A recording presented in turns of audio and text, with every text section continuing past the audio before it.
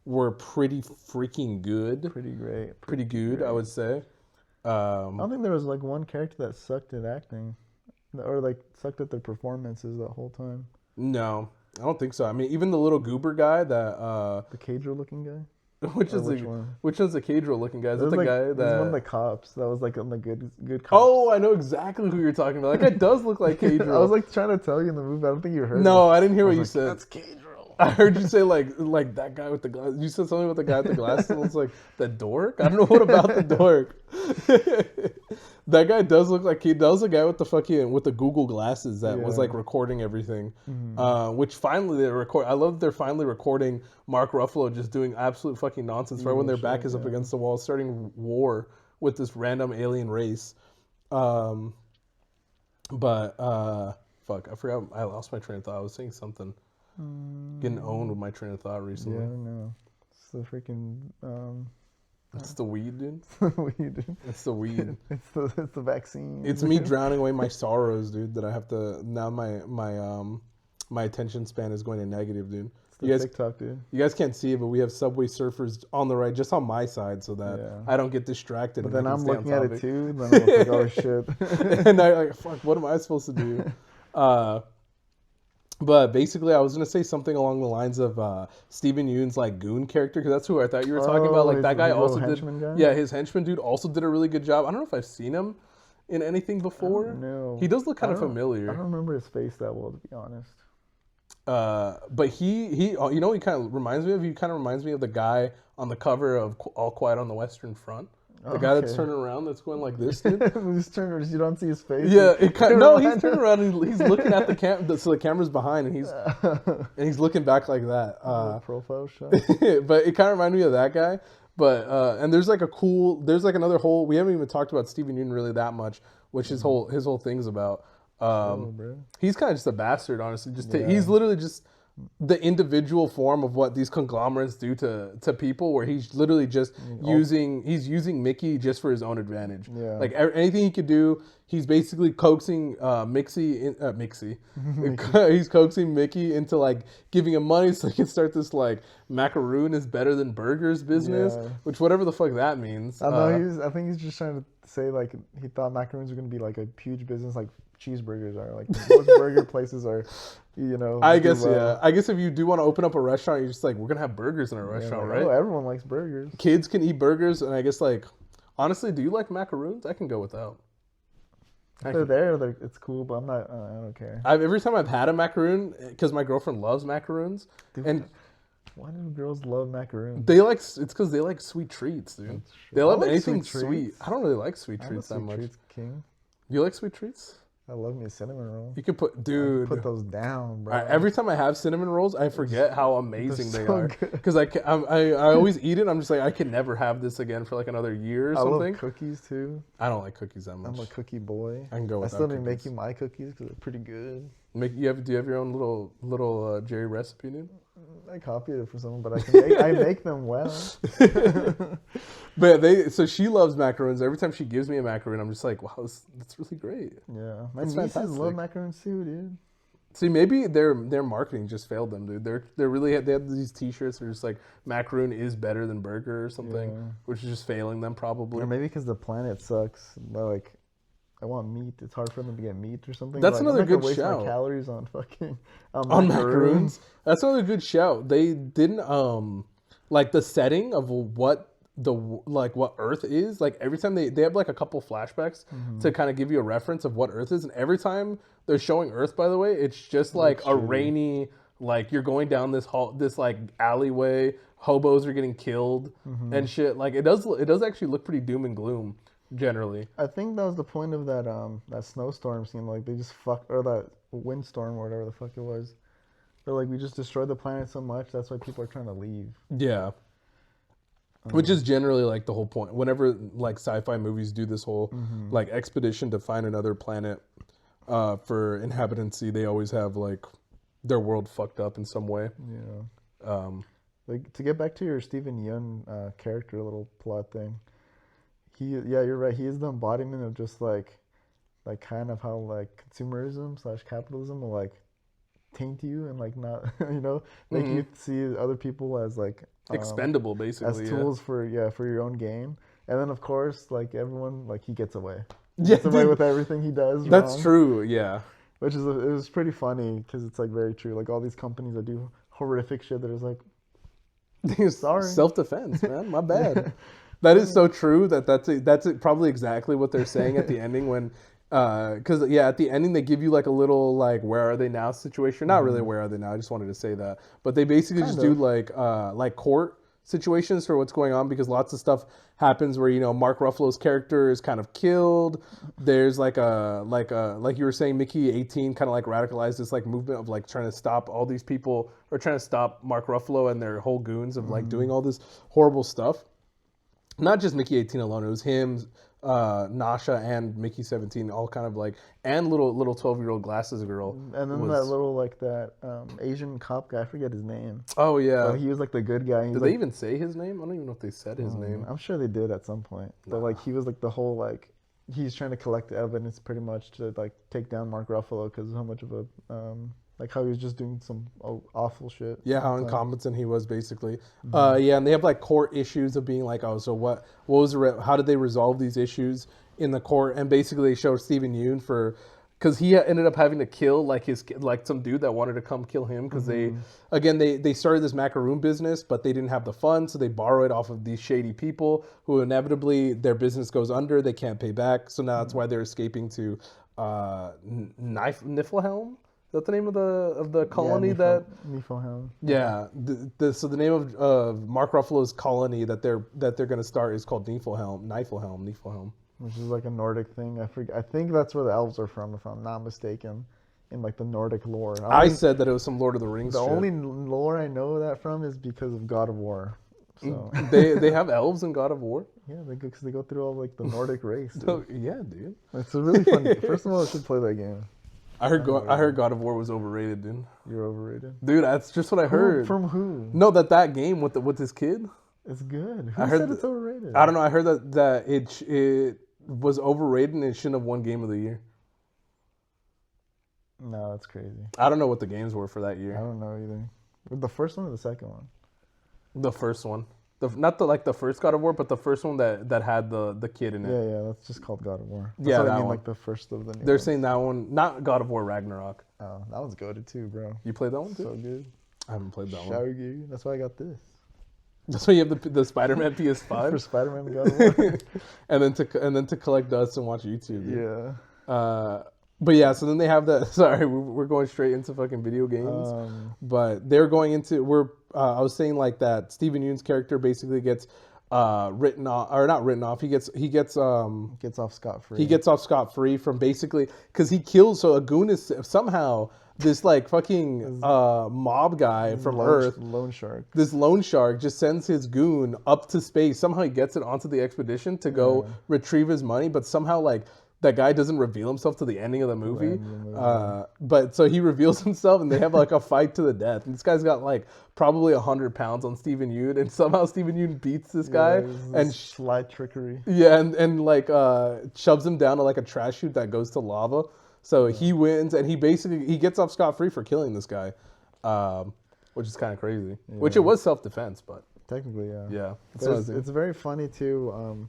Like that loan shark character that they get the money from, like he does it purposefully to, because he knows these people will never like pay them back. So then what he does to pay their debt is he gets them and like records them getting mutilated by his goon, which he gets off on, which is kind of like, this is a funny little like metaphor for like how the banking system fucks. Exactly, yeah. It just destroys your life. Yeah, that is exactly what this movie's doing. It's a very political movie. Yeah, with its themes and stuff. That's where and now I can remember another criticism that I was going to drop, where it's just like, how do you feel about if somebody? Because I feel like lots of people will often say, like, whenever I hear like pretentious like analytical reviews of these kinds of movies, I always hear like that there's like lots of hand holding and not enough subtlety in these kinds of movies, and I do feel like lots of the themes are kind of bonking you over the head. It is very apparent. It's very like we were saying, it's not subtle at all. Mark Ruffalo is a Nazi by the things he was saying. He is Nazi. and there's like no ifs, ands, or buts about it. And there's definite like there's characters that are good guys and there's characters that are bad guys. Yeah, it's very cut and dry. And I don't know if where I wouldn't be surprised if someone were to be like, oh, this movie was just like hitting me over the head with its themes and stuff, Yeah, as if fair. like I don't know if it would be like a kid. handholdy, but treating me like I didn't know what was going on Well, I mean, from the movie. maybe that's another thing that Bong Joon-ho is trying to say. Like, our media literacy sucks balls, so I have to do this in a way that everyone can understand. But see, this is where I'm saying where this movie is like really accessible as to where like I don't know. Would you say I haven't seen Parasite in a while, but like those themes were also pretty apparent and not subtle as well. Yeah. I guess Snowpiercer. If I'm thinking about Snowpiercer, that stuff was also probably like not very subtle. No, it's very the same thing. It's pretty much the same thing of like it's the exact same thing of class as well. It's like a class struggles the whole time. I think even the host was kind of about that too. No. I'm trying to think. It's kind of crazy. I watched it twice and I'm not remembering it that well, but I'm trying to remember if it was like, it was harder for people who were of lower class to get protection. I mean, it was definitely very similar to in terms of themes of like conglomerates really not giving a fuck and showing their incompetence at the expense of the public, because the whole point of the host is like it happens because like people are disposing of chemical waste in like an unsafe way, right? So that's like the whole point of that. So that's probably what's. I mean, yeah, it's interesting. It's like a whole through line for all of his movies, which is kind of the other thing. But Very I don't political know. guy. I don't know how. I feel like all those movies are also pretty accessible, honestly. Yeah, I mean, there's a Snowpiercer is very accessible, I would say. Yeah, that's true. It's got Chris Evans on the fucking front page, so. Yeah, and even Parasite is like fully Korean film was like every like American was talking about that movie when it came out. Which is kind of a shock. Even my mom is like, fucking my mom too. She's like, oh shit. My mom's watching this not in the English dub. What the hell? Yeah. This is crazy. Well, I forced my mom not to watch English. Oh, did you? Yeah. I don't force my mom, but I go in there and I shame her every time. I'll be making food and I hear the ridiculous like voice acting from these American actors, just like, wow, I can't believe this has happened. Let's go to the store. Yeah. And I'm repeating everything they're saying as I'm like eating food or something. Yeah. So I'm just like, you believe this shit, mom? But yeah, I would say so. That was like another thing. That's like the only other criticism I would say is probably that you could also give it. But again, I could be a little dumb. I can be a dumb guy. I can be like, I don't need like all these hidden metaphors and everything like that. I think it's funny that Mark Ruffalo's shouting like Trump right now. Yeah, I think that's the whole. Like, I mean, I think that's why he did it, right? It's too like. Yeah, it's fine. It's over the top of the thing, but I think that's the point of it because how absurd it is. It's like, dude, like, open your eyes because it's happening in front of us, kind of thing. You know, It's like another meta commentary on top of it. Yeah, I could definitely believe that. Yeah, I don't know. I don't really have any gripes with the movie aside from what you talked about. Yeah, and I'm kind of just trying to play devil's advocate because I fucking like the movie a lot. It's so very, very, very fun. Even if you don't look at it through it's kind of hard not to look at it through all the political stuff. Yeah. But if you try to put it aside, it's just a very fun, like, goofy sci-fi movie. Yeah, I guess if you're not looking at it through a political lens, you would just be like, would you just like would you even go so far to say like, oh, this Mark Ruffalo character could never exist or something like that, even though he like. I mean, because he's very cartoonish. Yeah. But I mean, a lot of our leaders are cartoonish. He's a fucking talk show host, dude. Dude, this is not going to be uploaded to YouTube. They're going to tell us no. They're going to take this down, dude. They're gonna when you use some clips to like edit in like some of the stuff from the trailer or something. They're just like, this is copyright, not because of your political stance, but this is copyright while we're taking this down. Just want you to know that. Should put Trump in the thumbnail, dude. Maybe like a million views. But yeah, that is what's really funny. Where an argument where what I would say is just like, oh, fucking Mark Ruffalo couldn't exist in the real world. We have Elon Musk fucking Hitler saluting in the real world. He's doing that shit in our face, and we're just like, yeah, this could never exist, by the way. Statistic, guys, it's fine. He's an eccentric guy, which Mark Ruffalo was very eccentric in the movie. He was an eccentric guy. So was Toni Collette. That guy was a freak. I don't know what her deal was. Yeah. But yeah, so that's it. I don't know. Do you have anything else to really say about Mickey 17? Got some closing thoughts about it? Maybe what we could do as a closing thought, if you don't got anything, is we could also do like, we could do fucking like movies that we would recommend based off of if you like this movie kind of thing. It's a good little shout, I think. Just watch all of Bong Joon-ho's movies first of all. Yeah, I mean, if you like the themes that are going on in this movie, I mean, it's the same thing that you're gonna see in The Host, that you're gonna see in Snowpiercer, that you're gonna see in Parasite. It's like all pretty much the same thing. Yeah. I'm assuming Memories of Murder is also like a fucking banger. We should watch. Well, if you have, you should rewatch it, and I should watch it, and we should watch it together because I swear we watched it together, but maybe I didn't watch it. Maybe I watched something else. Maybe you're thinking of like, because I think we watched Cure, but I think maybe we didn't watch Cure. Is Cure the one with like the guy who like kind of comes into the life and starts fucking their whole shit up? No, it's not that. It's some other shit. We'll talk about it after this, but yeah. So that's like another one. I don't know if you have like another sci-fi movie that kind of fits this bill. Because how much of this do you think it's like? It is sci-fi, but like, how much of it is really sci-fi? Because I can't. A lot of it. Though. I'm not really space travel, the aliens, the clones. Yeah, like it's actually kind of the whole thing is sci-fi.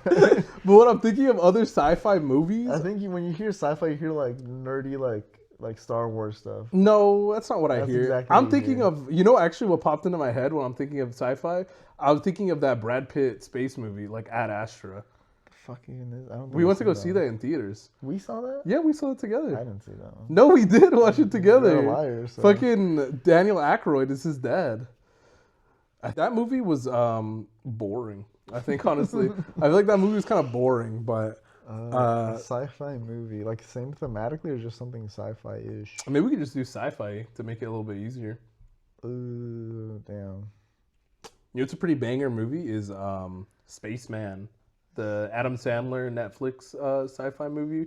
Oh, I never got to see that one. Dude, I watched that one right after I watched The Martian. Mm-hmm. And I don't know if you remember my where I a little bit of fucking Letterboxd review. Got 2 likes on it probably. So not to toot my own horn, That's pretty good. That's pretty big, dude. I do actually get some likes where I go through my things and some people like my stuff. I'm just like, you guys care about what I'm saying? But he's got an ego now.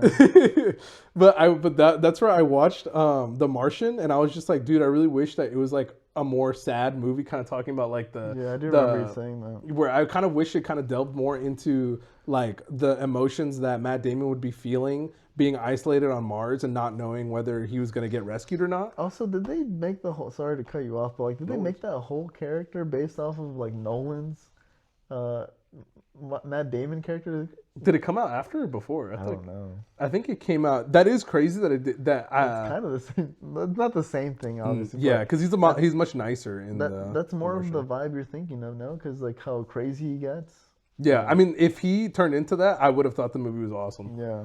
I still think The Martian's good. Donald Glover being ultra genius or something. Oh yeah, I forgot Donald Glover being number one like coder and hacker, which is actually more believable than George Lopez being number 1 hacker in fucking Blue Beetle. We all have that uncle that knows how to do everything.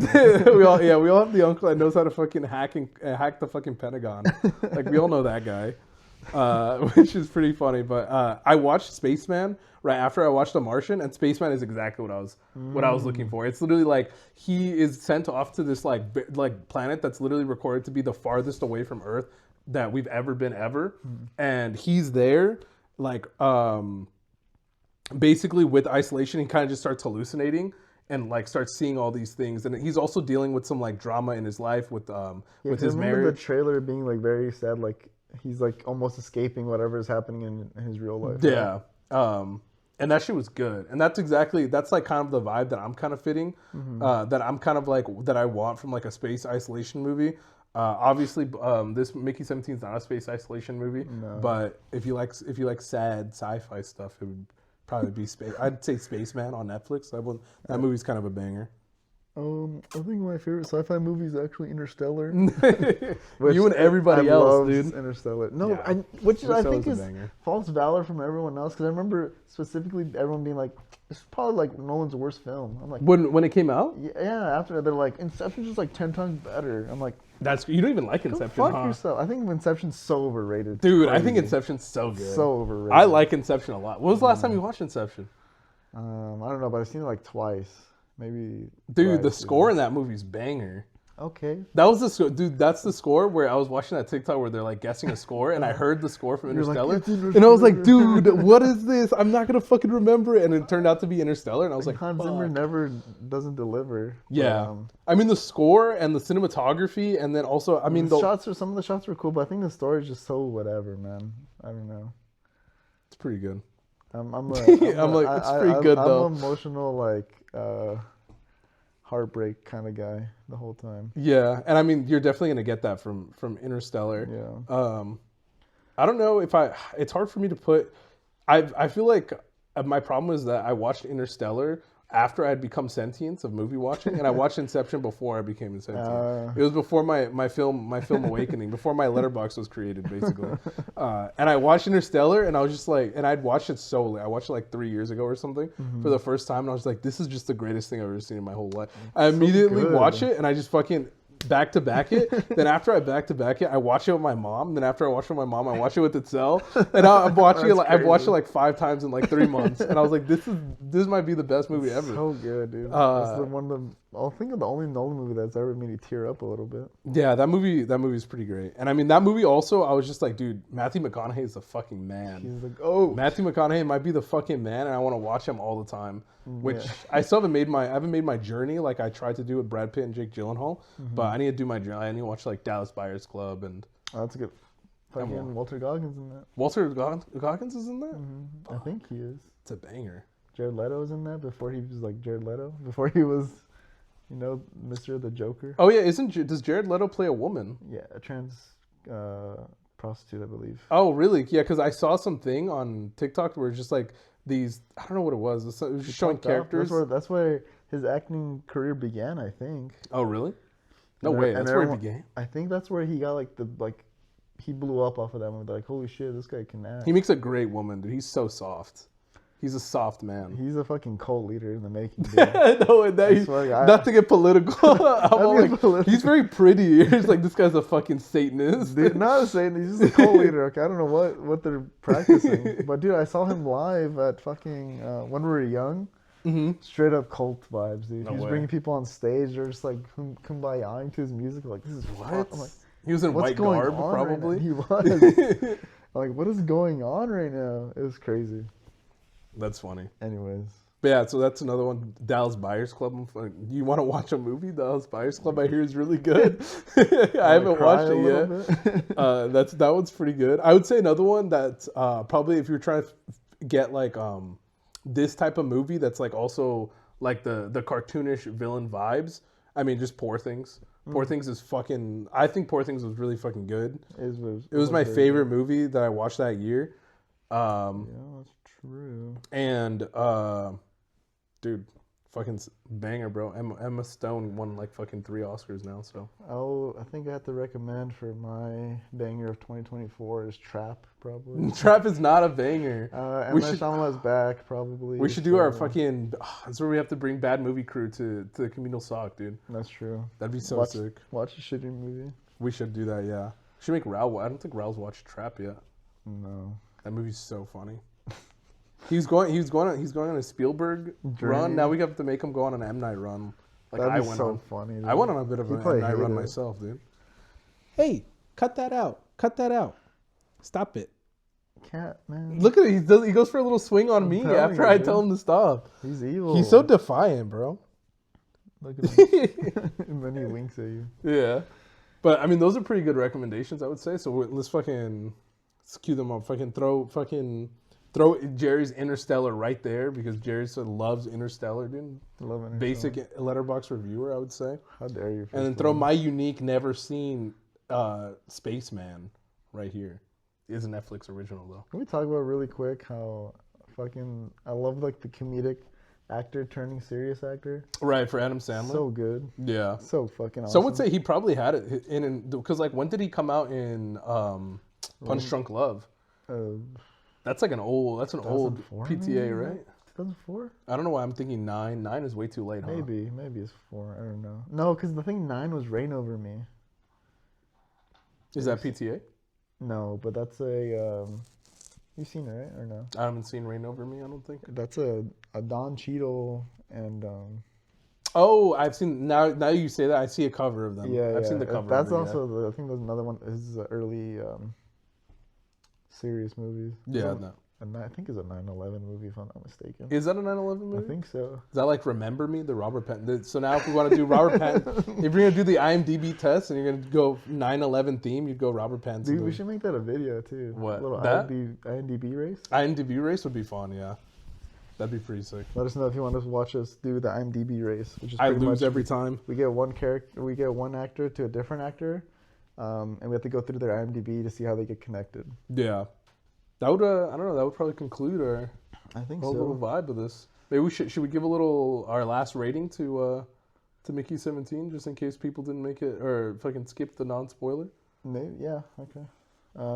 Obviously, for both of us, it's a 4.5. It's a 4.5, I would say. And if you fucking want to hear more about it, then we're probably gonna do a little letterbox reviews. We should put a little letterboxes in the description. Link our letterboxes. That'd be pretty cool. But yeah, I guess that ends our Mickey 17 review. Yeah. Really fun movie. Recommend you guys to go watch it in definitely theaters. go check it out. Yeah, definitely a theater experience for sure. We checked it out in Dolby because we're the AMC stub A-listers. Not to so brag, but... shit was kind of free. So not the surcharge for the Dolby theater. Yeah. But yeah, also just go watch movies in theaters, man. We need to make sure the theater doesn't die. Yeah. If you have an independent theater near you, go try to check it out. We should go to more independent theater movies. Yeah, we should go to that one that you're talking about in Norwalk, right? There's one in Norwalk, and then I want to go back to Vidiots too. Vidiots would be sick, yeah. Shout out Vidiots. They have, actually, fuck. They're showing Fast Times tomorrow, I think. Oh, really? You checked their website? I saw check their website kind of regularly. After what happened with David Lynch, there was they're showing like Mulholland Drive right after we watched it. Really? They showed Mulholland Drive, dude, and I was like, that would have been so sick to watch it in theaters. Fuck. Yeah, if we watched Mulholland Drive, cool. Maybe if they do like Blue Velvet or something, we should go do that. But yeah, definitely go watch movies in theaters. Just like put butts in seats. Putting your butt in the seat is gonna tell somebody that tell the studios that they're doing something right with their movie. Not putting your butt in the seat is gonna tell them that they're also doing something wrong. So it goes both ways. I hope you guys liked this video. If you guys did, make sure you leave a like. Maybe leave a comment. Tell us whether you think our opinion is bullshit. Maybe Gerry should give things 5s more often. Maybe I should stop giving everything a 4.5. Yeah. But yeah, I hope you guys enjoyed, and that'll be Communal Sock out. See you in the next one. Peace out, guys. Bye.